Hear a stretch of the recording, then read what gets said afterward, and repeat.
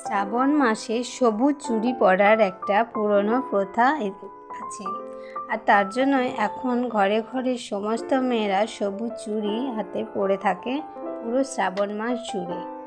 তো কেন এই শ্রাবণ মাসে সবুজ চুড়ি পরা হয়, আর এই সবুজ চুড়ি পরলে বা কী ফল পাওয়া যায়, আজকে ভিডিওতে সেটাই তোমাদের সাথে আলোচনা করব।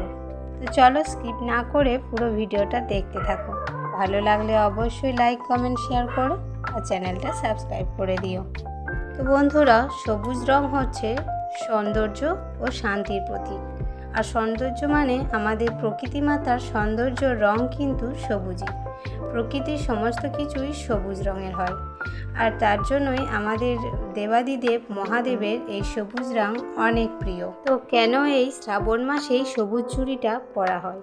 শ্রাবণ মাস হচ্ছে মহাদেবের জন্ম মাস, আর এটাই আমরা জেনে থাকি যে শ্রাবণ মাস মহাদেবের জন্ম মাস। এই কারণে শ্রাবণ মাসের প্রত্যেকটি সোমবারেই মহাদেবের পূজা হয় খুব ঘটা করে, এবং সমস্ত জায়গায় যেখানে মহাদেবের মন্দির আছে বা মহাদেবের শিবলিঙ্গ আছে সেখানে জল ঢালা হয়ে থাকে।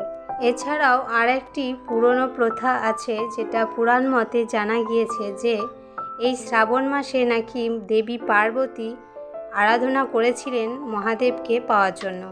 আর এই সারা মাস জুড়ে আরাধনা করার পর দেবাদিদেব মহাদেবের দেখা পেয়েছিলেন।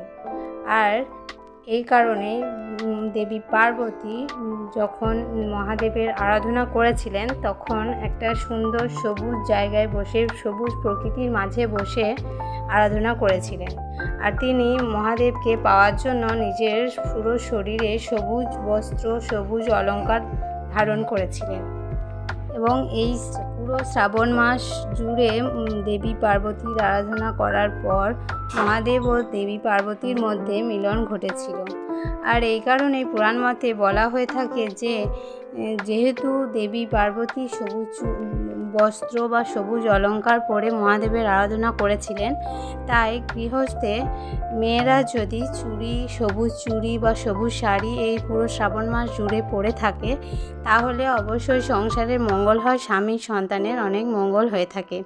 এবং এই সবুজ শাড়ি বা সবুজ চুড়ি পরে মহাদেবের পুজো করলে মহাদেবও অনেক খুশি হয়ে থাকেন এবং অনেক আশীর্বাদ দান করে থাকেন। কিন্তু শুধু যে সবুজ চুড়ি বা শাড়ি, সবুজ শাড়ি পরিধান করলেই হয় না, সবুজ চুড়ি পরারও একটা নির্দিষ্ট নিয়ম আছে। আর সেটা হচ্ছে পুরো শ্রাবণ মাস জুড়ে নিরামিষ আহার গ্রহণ করতে হয়।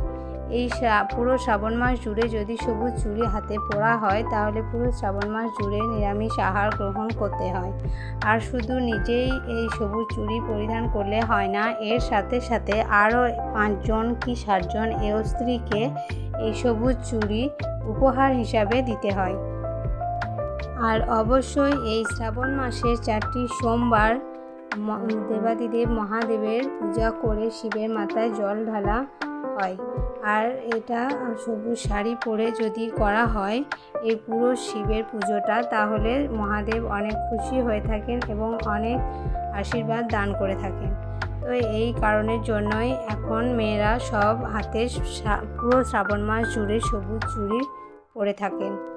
তো বন্ধুরা, চলো আজকের ভিডিও এটুকুই। ভালো লাগলে অবশ্যই লাইক কমেন্ট শেয়ার করো আর চ্যানেলটি সাবস্ক্রাইব করে আমাদের সাথে থেকো।